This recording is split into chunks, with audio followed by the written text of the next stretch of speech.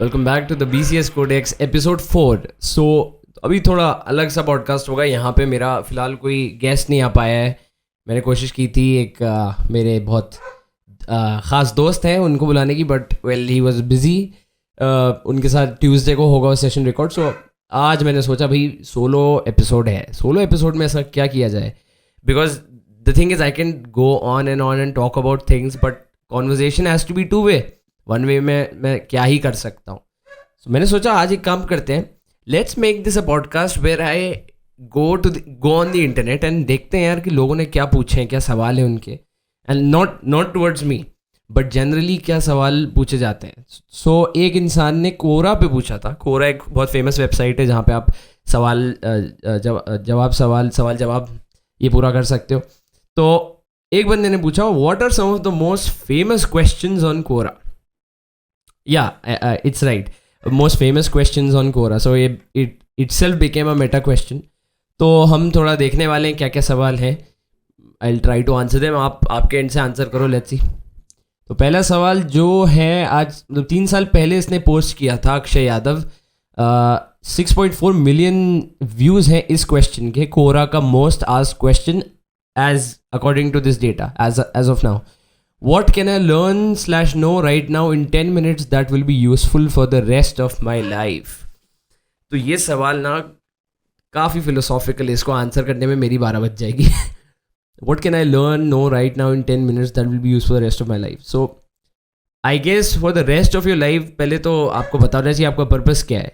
Without me knowing or without you, आपको पता ही नहीं आपका क्या वजूद क्या है जिंदा रहने का, what's your अस्तित्व। तो यू कांट आंसर दिस। बाकी आई वुड से कि यूजुअली लोग ये आंसर करते हैं कि आपका जो फ्यूचर सेल्फ है आपको आगे वापस आके बता दे कि भाई ऐसा ऐसा है, तो आप वो मिस्टेक्स नहीं करोगे।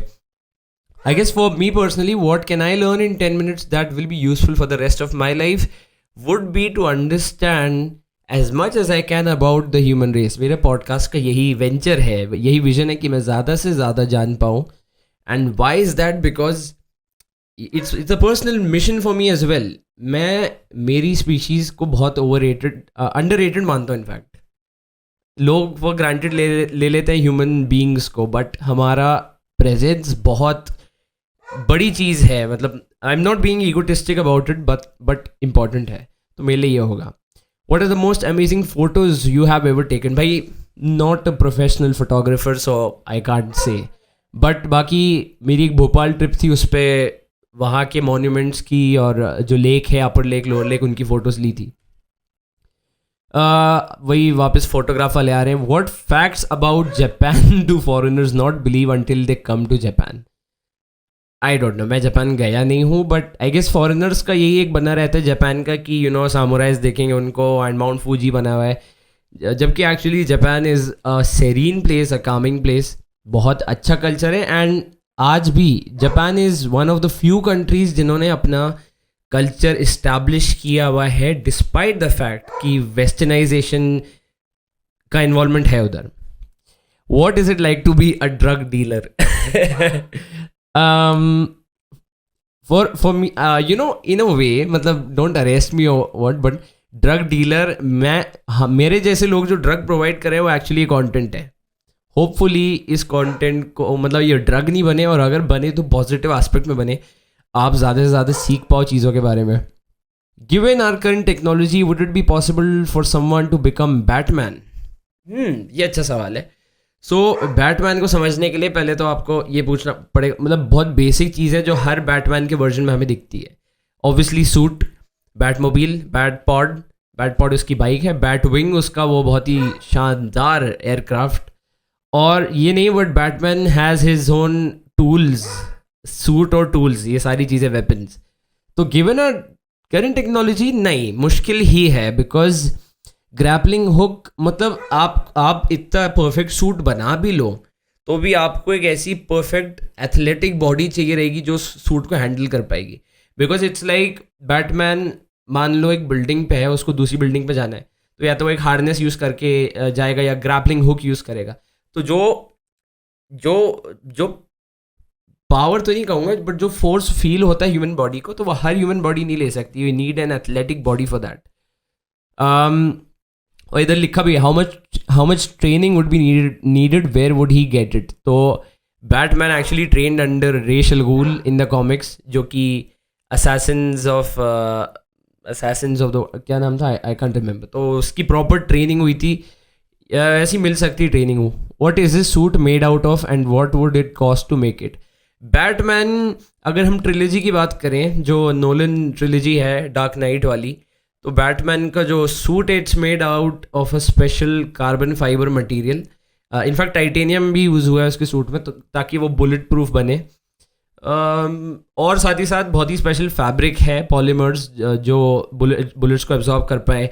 इनफैक्ट बैटमैन का जो केप है वो ऐसे फैब्रिक से बना है जो उसको वो सॉफ्ट टेंडरनेस भी दे सकता है कि वो ग्लाइड कर पाए. साथ ही साथ इन ऐसी सिचुएशंस में जहाँ उसको एक्चुअली काफ़ी डिस्टेंस हॉरिजॉन्टल कवर करना है तो वो टाइट हो जाता है, rigid.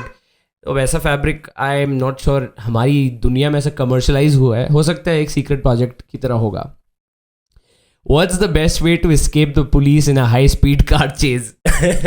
So I haven't been on the driver seat, but मैं ये कहूँगा मैंने जितने गेम्स खेले GTA 5 की, GTA सैन एंड्रियास तो छोड़ो, वो तो आपका स्टार्स लेने पड़ते हैं या चीट कोड लगाओ. बट GTA 5 की अगर मैं बात करूँ, सो बेस्ट उसके केस में तो आई गेस किसी जगह जाके छुप जाओ. बट अगर रियल लाइफ की बात करें,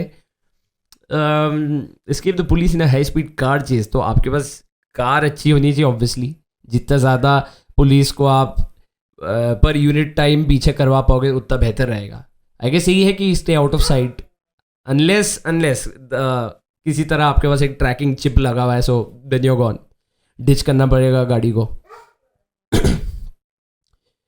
What is the most beautiful number and why? Oh wow, ये अच्छा सवाल है. मेरी ओपिनियन में इनफैक्ट हर नंबर ही बहुत स्पेशल रहता है. अब मोस्ट ब्यूटीफुल नंबर को आई डोंट नो ब्यूटीफुल कैसे ऑब्जेक्टिफाई करा जा सकता है, बट पर्सनली फॉर मी एक नंबर जो बहुत इम्पॉर्टेंट है वो 7 है. 7 ऐसा नंबर है, एक तो प्राइम नंबर है, जाहिर सी बात है, it is the 4th prime number. और 7 का जो यूनिवर्सैलिटी है आपको हर जगह दिखेगा. और मैं सिर्फ रिलीजन्स की बात नहीं कर रहा हूँ, I am like talking about our whole scientific field. उसके अलावा आपको जोग्राफी में 7 दिखेगा. 7 वंडर्स ऑफ द वर्ल्ड है, जैसे कि 7 ओशंस है, 7 कॉन्टिनेंट्स है. 7 का रेलेवेंस बहुत है. इनफैक्ट अगर रिलीजियस उससे उठाएं तो ग्लोबल रिलीजन्स, इस्लाम हो गया, ट्रेडिशनल हिंदुज़म हो गया, इन सब में आपको 7 आसमान एज इन 7 यूनिवर्सेस उनका जिक्र हुआ है. तो वो काफ़ी इंपॉर्टेंट चीज़ है. एंड 7 भी, एंड साथ ही साथ आई थिंक 100 का बहुत अच्छा रेलेवेंस है. एक तो सचिन का नंबर है, तो अच्छा 7 इज ऑल्सो वो Dhoni. I did not realise that. तो धोनी का भी है. How do I become a data scientist. Okay, so हमारी जो डिग्री थी मेडिकैप्स में, मेरी जो थी वो थी CSE विद डाटा साइंस. तो मुझे कुछ हद तक आइडिया है कि डेटा साइंटिस्ट कैसे बन सकते हैं.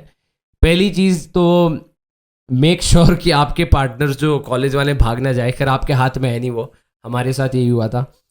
बाकी डेटा साइंटिस्ट बनने के लिए आई गेस यही है कि पाइथन से स्टार्ट करो एज अ लैंग्वेज. उसके बाद आपको स्टैटिस्टिक्स तो पढ़ना पड़ेगा विद प्रोबेबिलिटी, लीनियर अलजेब्रा वगैरह, मशीन लर्निंग थोड़ी करनी पड़ेगी. एंड उसके बाद फिर आप data analysis, predictive analysis, data visualisation, ये छोटी मोटी चीज़ें आपको पता होनी चाहिए. मेनली तो काम आपका डेटा साइंटिस्ट का मेनली स्टैटिस्टिक्स और प्रोबेबिलिटी से ही रिलेटेड रहता है.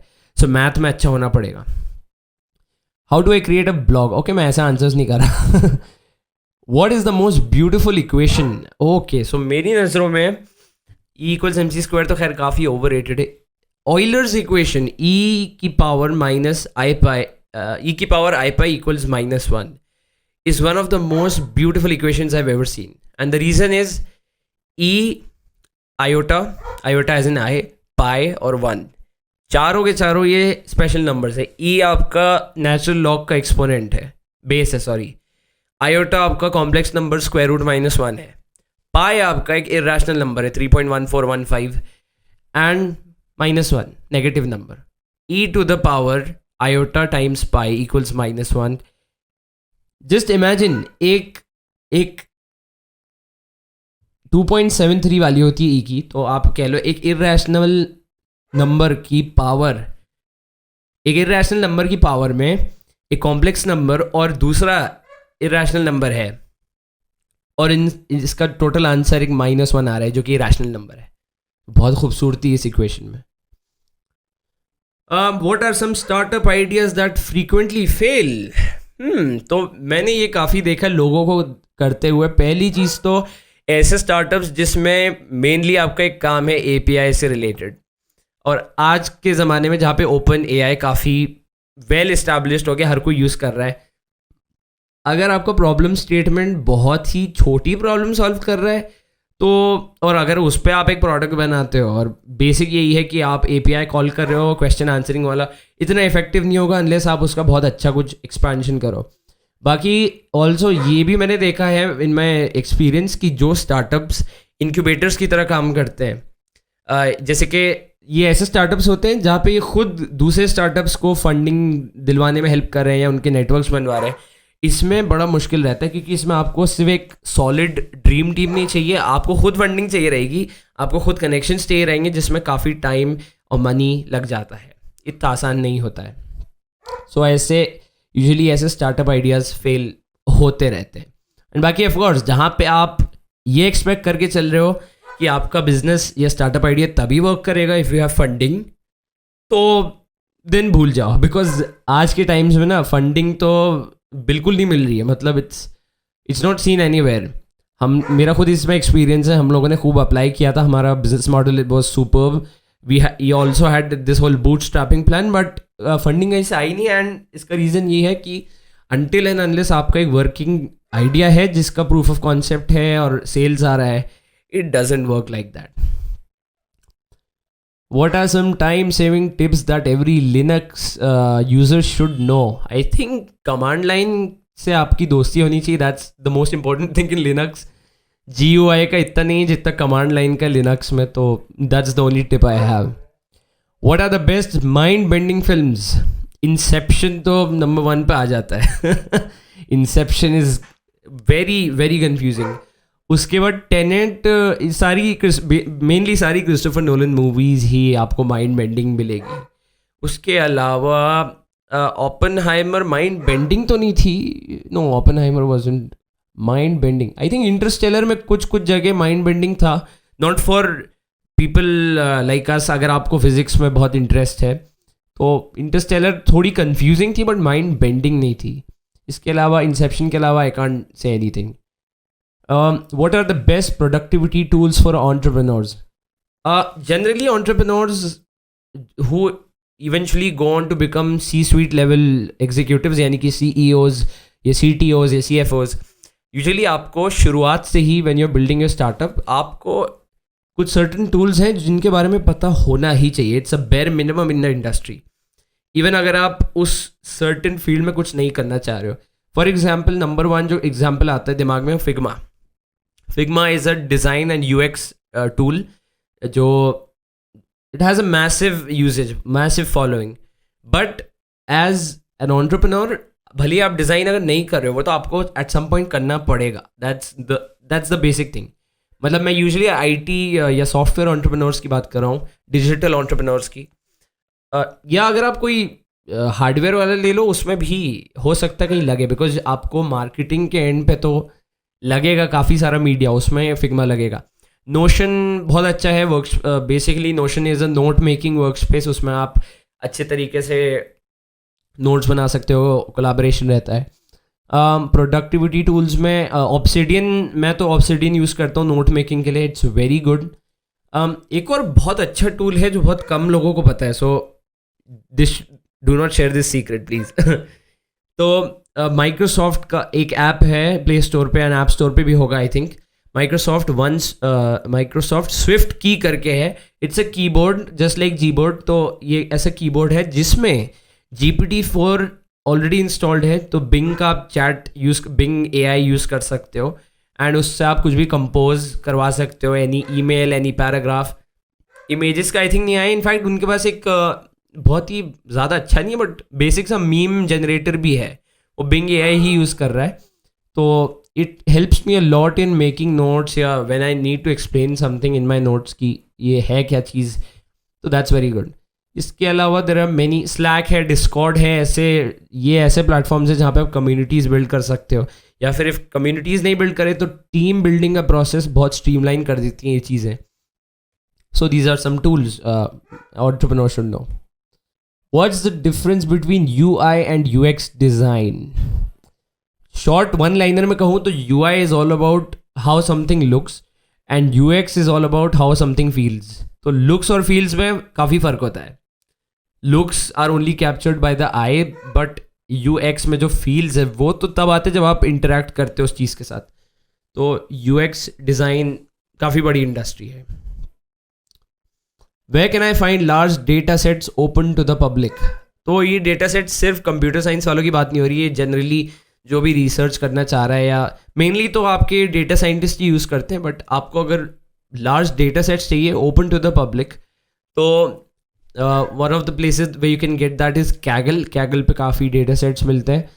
उसके अलावा US, इंडिया, जितने बड़े नेशंस हैं इनके ओपन लाइक पब्लिक, उसमें पब्लिक फ्रेम में अवेलेबल रहते हैं data sets. Is the crypto currency bitcoin a good idea? ये काफ़ी पुराना सवाल लग रहा है, आज से 6 से 7 साल पुराना होगा आई थिंक. बिटकॉइन का यार ऐसे ही है, आप समझिए it was the only hope of sort of, एक वाहिद होप उसमें ये था कि आप, ये जो बुरा गेम है, मनी गेम है ऑल ओवर द वर्ल्ड जिसमें लोगों को लूटा जा रहा है, Bitcoin started off as this idea कि ये इन चीज़ों को रोक सकता है या उसका एक सब्स्टिट्यूट या वैसा कुछ बन सकता है. So bitcoin is actually was a good idea. अब तो अनफॉर्चुनेटली इतनी सारी क्रिप्टो करेंसीज आ गई हैं, बिटकॉइन का मजाक सा बन गया है. तो it isn't a good idea as of now. अभी काफ़ी सारे ऑब्स्टिकल्स हैं क्रिप्टो करेंसीज के लिए, but in the coming future अगर एक ऐसा बायोस्फीयर नहीं कहूँगा, एक ऐसा एटमोसफेयर अगर बन जाता है जहाँ पे लोग करेंसी का आइडिया दिमाग में जो है उसको थोड़ा रीइस्टैब्लिश कर ले, तो चांसेस बिल्कुल हैं. Why do some people hate Mahatma Gandhi? Okay, ये पॉलिटिकल सवाल है, मैं इसको अवॉइड करना चाहूँगा, बट मेनली सबको ये चीज़ पता ही है, महात्मा गांधी के कुछ गुड साइड्स भी थे और बैड साइड्स भी थे. यूजुअली मैं नहीं कह रहा हूँ, मेरा ओपिनियन नहीं है, बट लोगों का ये है कि because he was responsible behind a partition of India and Pakistan.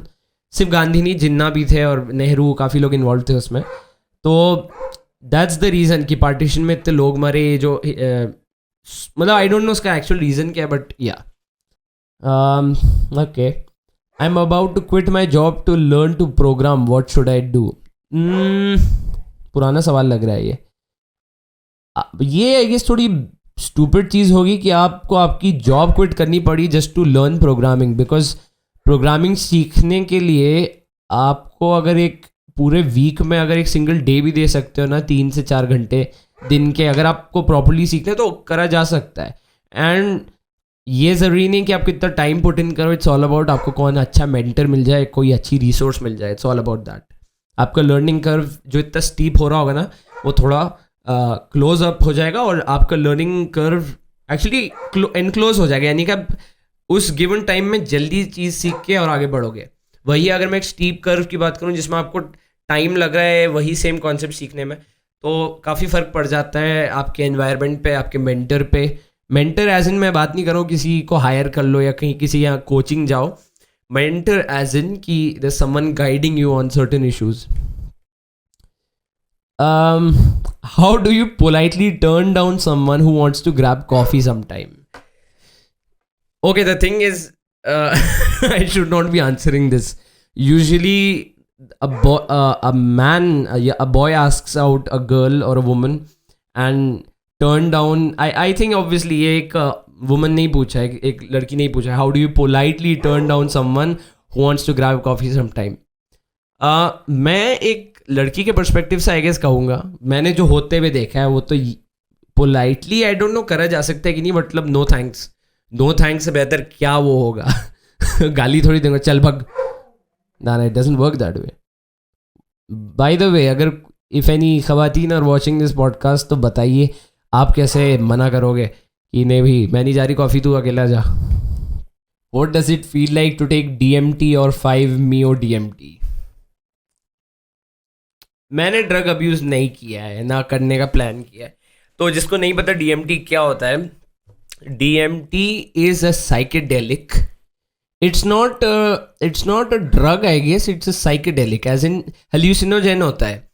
DMT क्या करता है, आपके ब्रेन लेवल्स को थोड़ा एक्सपैंड, मतलब अगर मैं एक स्पिरिचुअल लैंग्वेज में बोलूँ तो आपकी कॉन्शियसनेस को एक्सपैंड कर देता है. बट अगर मैं इसको बायोलॉजिकल टर्म्स में बोलूँ, DMT आई थिंक आपके जो बॉडी के मेटाबॉलिकल प्रोसेसेस हैं उनको स्लो डाउन कर देता है. थोड़ा स्लो डाउन एज इन आपकी पल्स थोड़ी ड्रॉप हो जाती है. आप एक स्लीप लाइक स्टेट में आते हो बट आप सो नहीं रहे होते हो, आप ट्रांस में होते हो ऑब्वियसली. DMT में आप काफ़ी वल्नरेबल पोजीशन में हो जाते हो. एंड जितने लोग DMT करे हैं, मेजॉरिटी ऑफ देम, सब ने एक एनकाउंटर के बारे में बोला है कि वो किसी अजीब सी क्रीचर के साथ उनका इनकाउंटर हुआ, कोई बहुत ही खूबसूरत क्रीचर्स है वो. तो ये तो इसके राज तो अभी साइंस तो नहीं बता पाएगा, बाकी मॉडल्स बहुत सारे हैं इसके बारे में बताने में. कुछ लोग एंजल्स कहेंगे, इस्लाम में कुछ लोग मतलब इस्लाम का आंसर ये है आई गेस जिन. बाकी दूसरे रिलीजन्स में ऐसे ही है कि जो दूसरे डायमेंशन की एंटिटीज़ हैं आप उनसे मिल पाते हो. तो DMT लेके यही होता है, मतलब लाइटन अप हो जाता है इंसान. एंड हेल्यूसिनोजेनिक साइकेडेलिक होता है, आप एक ट्रांस में चले आते हो, एक दूसरी न्यूरोलॉजिकल स्टेट में आ जाते हो. What are some books that will expand our mind? Mind expansion अगर आप एक मेटाफोरिक वे में बोल रहे हो, मतलब हाँ कि आप चीज़ें सीख पाओ, आई वुड सजेस्ट कि सेल्फ हेल्प बुक्स तो यार मैं बोलूँगा कि बहुत शॉर्ट टर्म रिवॉर्ड वाली चीज़ होती है, मतलब इफ़ेक्टिव नहीं होती लॉन्ग टर्म में सेल्फ हेल्प बुक्स. तो end of course religious books I would suggest personally one should read. And सिर्फ अपने रिलीजन की नहीं पढ़ो, मेजॉरिटी जो वर्ल्ड रिलीजन्स हैं उनका पढ़ो, ओपन माइंड से पढ़ो. ऑफ कोर्स गलतियाँ आपको कहीं ना कहीं दिखेंगी but you have to read it with an open mind. तो एंड इससे फ़ायदा क्या होगा, इसमें मैं क्यों आपको रिलीजियस बुक्स क्यों बोला कि आपको कहीं से कोई ज्ञान आ जाएगा, वो आएगा, बट साथ ही साथ आप क्रिटिकल थिंकिंग डेवलप हो जाएगी आपके दिमाग में कि this is how you should think, you know how to think. ये बहुत कम लोग सोचते हैं. ये ज़रूरी है कि आप हमेशा हर चीज़ को क्वेश्चन करते चले. That will by default expand your mind. Okay, ये सवाल बहुत बढ़िया है. What are the most common mistakes first time entrepreneurs make? मैंने भी की है. Personally for me the biggest mistake was being a single founder. Being a single founder is the worst thing you could do. And the logic is कि आप अकेले इंसान कितने भी आप बहुत high IQ, intellectual, very energetic, driven, अकेले you can not do anything. It's like that Hindi मुहावरा ना कि बूंद बूंद से सागर बनता है. तो आप एंड ऑफ कोर्स एक और है वो जो 1+1 इज़ नॉट 2, इट्स 1+1 इज़ 11, मतलब एक मुहावरा टाइप ही है वो. तो आप सिंगल फाउंडर्स, भैया it's very difficult. You have to have a co founder. दूसरी चीज़, don't let people take you for granted. मुझे तो ऐसा हाँ, ये बात भी, अपने दोस्तों को कभी हायर मत करना. दोस्तों को मतलब हायर इसलिए नहीं करना बिकॉज दोस्त होता है, उसके बाद फिर एक्सक्यूज़ हो जाता है. अनलेस एंड आप फर्स्ट टाइम फाउंडर होते हो ना, आपके यूजुअली फर्स्ट टाइम फाउंडर्स में वो मेंटालिटी नहीं होती कि आप सामने वाले को नो बोल पाओ. Usually this is the case because this would be the first time कि आप एक ऐसी नई दुनिया में एंटर हुए हो जहाँ पे rejections are a daily thing. And usually आप बचपन से ऐसी लाइफ में जिए हो, आपको पैम्पर किया गया है, यूजुअली नो आपको बोलना नहीं पड़ा है, ना आपसे इतना नो बोला गया होगा. मम्मी पापा वाला नो अलग है कि नहीं बाहर खेलने नहीं जा सकते, या ये नहीं ख़रीद सकते, या किसी की birthday you can't go. But ये वाला नो फिर एक्चुअली आपके ईगो को हर्ट करता है, और सेकेंडली आपके जो मिशन ड्रिवन स्टेट होता है दिमाग का, उसको इम्पैक्ट करता है. तो ये कॉमन मिस्टेक है. एंड ऑब्जेक्टिवली बोलूँ तो आई गेस कई entrepreneurs are afraid to take risks. Entrepreneurship का पूरा खेल ही रिस्क का रहता है. The entire thing about entrepreneurship is about risk. And ये नहीं कि आप पागलों जैसे रिस्क कर रहे हो चीज़ें, बट रिस्क मैनेजमेंट इवेंचुअली इंसान खुद सीख ही जाता है being an entrepreneur. So risk लेना काफ़ी इंपॉर्टेंट है. I will take a few more questions then let's end this. How do I make money?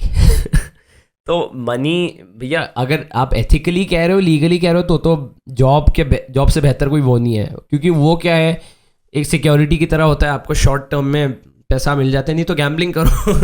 But gambling is unethical. That depends. आपको करनी है तो कर लो. जुआ for some people isn't a big deal, for some it is. बस वही है कि जुआ का जो एक्सपेक्टेशन वैल्यू, मैथमेटिक्स में एक टर्म होती है एक्सपेक्टेशन वैल्यू. जुए की एक्सपेक्टेशन वैल्यू काफ़ी लो रहती है. वहीं पे अगर प्रॉपर इन्वेस्टमेंट की बात करें, जैसे आपके पास पैसा है, उसको आपने किसी एसेट में इन्वेस्ट किया जिसका return on investment over time काफ़ी अच्छा है, तो जो इंसान लॉन्ग टर्म इतना पेशेंस रख सकता है कि उसका आज अगर उसने 100 रुपये डाला तो कल उसको 1000 रुपये मिल रहा है, 900 का मार्जिन बन गया पर यूनिट. इतना पेशेंस अगर कोई रख सकता है तो वही लोग रख सकते हैं जो actually ultimately turn out to be these billionaires. कई लोग तो चूना लगा के खेलते हैं. So both, it goes both ways. How do I influence people? इसको तो डेल कार्नेजी की एक बुक आई थी, how to make friends and influence people, मैंने पढ़ी थी. एंड पूरा जो खेल इन्फ्लुएंस करने का है, तो ह्यूमन टू ह्यूमन एक इंटरेक्शन होता है इन्फ्लुएंस, अगर इसको फंडामेंटली डिस्क्राइब किया जाए. तो आप किसी को कैसे इन्फ्लुएंस कर सकते हो? जब उस इंसान की थिंकिंग को किसी तरह आपकी थिंकिंग से को अलाइन कर पा रहे हो, वो इन्फ्लुएंस होता है. सो दी सो कॉल्ड इन्फ्लुएंसर्स जो हर जगह फैले हुए हैं, जिन पे आजकल काफ़ी रोस्ट बन रहे हैं, इन लोग का पूरा खेल ये है कि जो यूथ है वो है बेवकूफ़. दे प्रिज्यूम दैट. वो ऐसे बोल नहीं सकते ऑब्वियसली, उनका पूरा ऑडियंस चले जाएगा, but they know the youth is vulnerable. They need a leader to step up, represent them and their problems. And वो इस बबल में फिर रह जाते हैं कि अब ये कर देगा हमारे लिए. ये आज बहुत बड़ी प्रॉब्लम इंडिया हर जगह फेस कर रहा है, इन्फ्लुएंसर्स मार्केट में, दूसरे सर्टेन सेक्शंस में. तो इन्फ्लुएंस करने के लिए आपको कुछ नहीं, बस किसी के दिल को कैप्चर करना है. अब वो आप एक सही तरीके से करो डायरेक्टली, या उनको डिसीव करके करो. इन्फ्लुएंस तो इन्फ्लुएंस होता है. तो बेसिक डेफिनेशन यही है. And let's take just a last question. Let's see कोई अगर अच्छा मिले. Is there a cure for cancer? This is a good question. Cancer के लिए अनफॉर्चुनेटली अभी ऐसा कोई क्योर नहीं आया है. प्रिवेंशन टेक्निक्स हैं और थेरेप्यूटिक प्रोसीजर्स हैं जिससे आप एग्जिस्टिंग कैंसर को एलिमिनेट कई हद तक कर सकते हो. क्योर का मतलब तो ऐसा होता है, क्योर का मतलब क्या होता है कि आप, इट्स लाइक अ वैक्सीन, कि आपने लगा दी और वो ख़त्म हो गया कुछ टाइम में. Cancer, it doesn't work like that way. हाँ, कुछ आउटलायर्स केसेस ऐसे मिलते ही रहते हैं हर साल जिसमें कैंसर कल बॉडी में था और आज गायब हो गया. हो सकता है तो वो फॉल्स डिटेक्शन हो कैंसर का, या फिर कई ऐसे मौजे हैं blind to the human eye जो होते रहते हैं. बाकी अगर मैं एक मेडिकल टर्म्स में बोलूँ तो there is no cure for cancer as of now. Same goes with AIDS, same goes with और कौन सा ऐसा है, बाकी कई ऐसे डिजीज़ेज हैं जिनका क्योर आ चुका है. स्मॉल पॉक्स तो हमने बहुत पहले एलिमिनेट कर दिया. हेपेटाइटिस का आई थिंक अभी चल रहा है. कैंसर का ऐसा कोई सर्टेन क्योर नहीं आया है बाकी. And one last question, is it possible to avoid getting old? तो जो एजिंग का पूरा प्रोसेस है ना, वो बहुत ही फंडामेंटल प्रोसेस है हर चीज़ का. एंट्रोपी जो थर्मोडायनामिक्स में एंटिटी होती है, वो द वेरी थिंग एंट्रोपी जो कहती है, एक स्टेट ऑफ सिस्टम एक सर्टेन क्योटिक ऑर्डर से विद टाइम वो ऑर्डर में आ जाता है, राइट? तो डेथ तो खैर एंड फेज है, बट अवॉइडिंग गेटिंग ओल्ड, आप एजिंग प्रोसेस को थोड़ा सा स्लो डाउन कर सकते हो, but you can not avoid it. You can not avoid getting old. इस पर कई रिसर्च भी चली है कि आप एक सर्टेन चीज़ होती है बॉडी में, टेलोमेरेज होता है. टेलोमेरेज फाइबर्स होते हैं जो आई गेस उनका, आई एम नॉट श्योर, मुझे पूरी स्टडी का नहीं पता, बट इतना पता है कि उनकी लेंथनिंग अगर आप स्लो डाउन करते तो आपकी एजिंग स्लो डाउन हो जाती है.